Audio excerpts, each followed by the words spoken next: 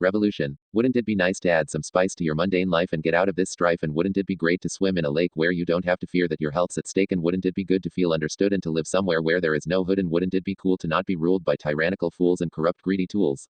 And wouldn't you agree that it's better to live free and to have healthy teeth and to eat good meat? It would be so refreshing to have more than window dressing, because the governments that run things are not supposed to be kings, to have proper regulation, no more segregation, no need for sedation, and unity of the nation. And wouldn't it be great to be able to berate without fear from the state? It's such a disgrace.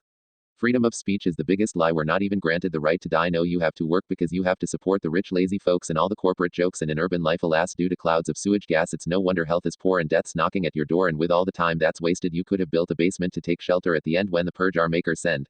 For evolution has reversed and we're destined to be cursed because we're so afraid of death that little other life is left. Our world's being converted, our responsibilities skirted, civility has been reverted, and our values deeply perverted. And wouldn't it be swell to never feel unwell and not be forced to dwell about if you're going to hell?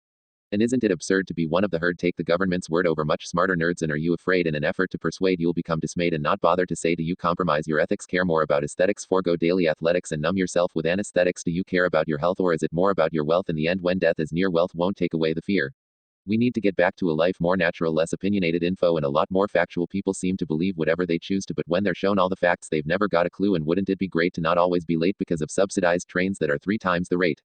And when you think about tax, you really can't relax. At least they can't put it higher. Your tax to the max. Education is a joke, as most people are broke and without lots of money. Your prospects are mowed. And do you really believe that you truly live free with this absence of trees and these polluted seas? Do you truly think that your vote really counts when you voice your opinion and it's utterly trounced? And I think it's really sad how the people don't get mad when they're treated really bad. I bet the government is glad, because if they lost their power, then they'd start to run and cower as all the people rise up and tear down all the towers. And do you think that the banks would give you their thanks for sticking to your ranks like little worker ants? In this world of compromise where the MPs tend to lie and the people all despise the rising wealth divide, because for a few to live high, most people must live low. It's such a twisted system, and it's time for it to go. It's time to stand your ground or evacuate the town, because the system's coming down and the rich will lose their crowns. 'Tis easy to be fearful of retribution, but what this world really needs is a revolution, not one that's industrial or one that's religious, but one that is led by the most prestigious.